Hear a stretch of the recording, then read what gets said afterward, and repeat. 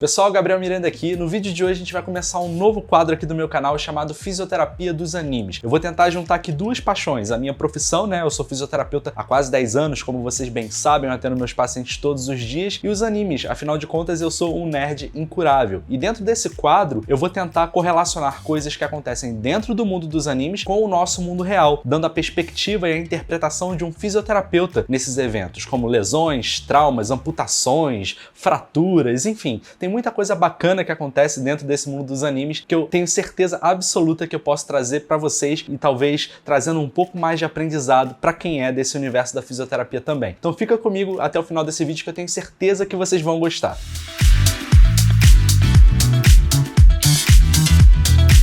As fraturas cominutivas de Might Guy. Bom, pessoal, eu vou contextualizar um pouquinho do quadro clínico dentro do anime para que a gente possa, na sequência, trazer as interpretações do mundo real, o que eu posso falar aqui que vai contribuir para vocês entenderem um pouco mais do que se trata esse tipo de fratura. Esse personagem, o Might Guy, dentro do universo de Naruto, né, ele pertence ao universo de Naruto, ele é o mais poderoso no que diz respeito a taijutsu, ou seja, socos e chutes. Ele é um personagem que é completamente inútil quando o papo é ninjutsu, ou seja, o uso das magias, dos poderes do universo de Naruto. Ele só consegue realmente lutar no mano a mano, utilizando socos e chutes, enfim. E ele tem uma carta secreta na manga, que na verdade não é tão secreta, só que nunca tinha sido mostrada no anime até o momento que eu vou contar pra vocês, que é a abertura dos 8 portões internos de chakra. Essas aberturas desses portões internos são 8, né? Pra cada portão que o Guy abre, ele tem um boost enorme de força bruta, de velocidade, só que a abertura desses portões tem uma consequência muito grave para o Guy. Cada portão que ele vai abrindo deteriora o corpo dele em um nível extremo.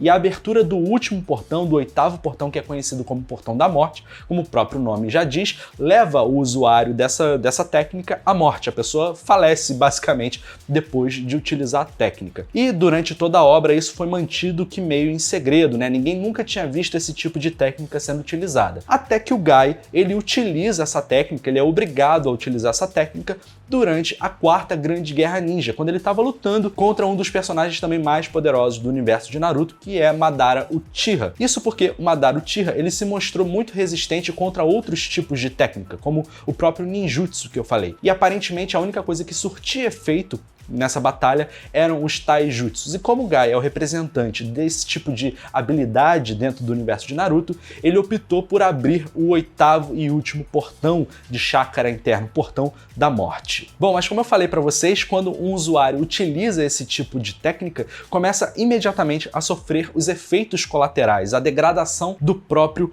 corpo. A primeira coisa que acontece, o Guy ele começa a exalar um vapor vermelho que dentro do anime é explicado como se fosse o vapor do próprio sangue dele ali evaporando. Na sequência, ele começa a desferir ali uma série de golpes contra o Madara Uchiha e a gente vê que realmente ele tá muito poderoso, mas é tanto poder que ele adquire abrindo esse último portão de que o próprio corpo dele não aguenta a sobrecarga dos seus próprios golpes. E basta ele dar um chute, um soco, que essa superfície acaba fraturando. Ele dá um soco e o braço dele fratura. Ele sofre fratura na costela quando ele ataca o Madara, é uma coisa de louco. E apesar de ele estar causando algum dano ao Madara, ele ainda continua insuperável, o Madara Uchiha no caso. E aí quando a técnica do Guy está se esvaindo, quando ele está quase chegando nas últimas, ele decide utilizar o seu ataque mais poderoso de todos, que é o Night Guy, que é o Guy noturno, que é um chute ultra poderoso que distorce o espaço ali ao redor, e quando ele atinge esse chute nas costelas do Madara, nada mais nada menos acontece do que metade do corpo do Madara ser explodido. Ele destrói metade do corpo do Madara. Em consequência, a gente consegue ver na hora do chute, o anime ele dá um agrado pra gente mostrar o raio-x do momento, e a gente consegue ver que a perna do Guy é totalmente destruída. O osso dentro da perna do Guy ali, a tíbia do Guy, se esfarela, vira pó basicamente, né, de tantos fragmentos que acabam acontecendo. E esse tipo de fratura nós conhecemos como fratura cominutiva. O Guy ele só acaba sobrevivendo graças ao Narutinho que salva ele, né, salva ele lá da morte, porque ele estava quase morrendo, o pontinho de chakra dele lá do coração estava quase apagando. O Narutinho vai lá e salva ele. Mas agora vamos levar essa história um pouco mais para dentro da nossa realidade, do mundo real, e ver o que a gente pode tirar de aprendizado dessa história. A primeira coisa que eu quero contextualizar para vocês é esse termo, fratura cominutiva, que é utilizado quando existe uma fratura que fragmenta um osso em diversos pedaços. E isso acontece normalmente por traumas de grande energia, ou seja, uma queda de um lugar alto e aí a pessoa bate com aquele osso e aquele osso se fragmenta em diversos pedaços, um trauma por arma de fogo, quando a pessoa leva um tiro em um osso e esse osso ele acaba também se fragmentando dessa forma, acidentes de carro, enfim. E basicamente todos os ossos do nosso corpo estão sujeitos a esse tipo de fratura, né? Depende muito do mecanismo de trauma, mas esse tipo de fratura acontece em ossos grandes, como o fêmur, como o húmero, por exemplo, mas também acontece em ossos pequenos, como os ossos da mão.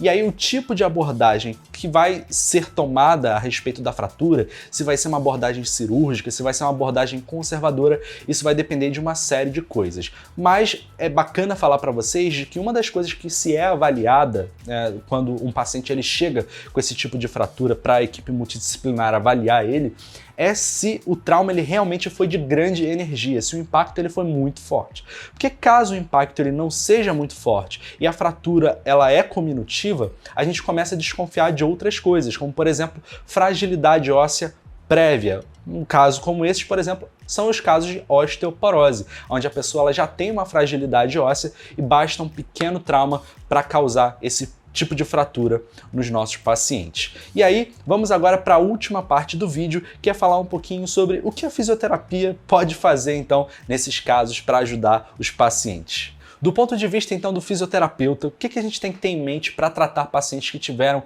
esse tipo de lesão, né, a fratura cominutiva? A primeira coisa é entender qual foi a abordagem clínica sugerida pela equipe médica. Será que o tratamento ele foi cirúrgico, né? Os médicos eles reposicionaram os fragmentos ósseos e colocaram aqueles fixadores metálicos para que o osso ele possa se consolidar da maneira adequada? Ou será que o tratamento ele foi conservador? Optou-se por não fazer uma cirurgia porque não houve grande desvio de fragmentos ósseos?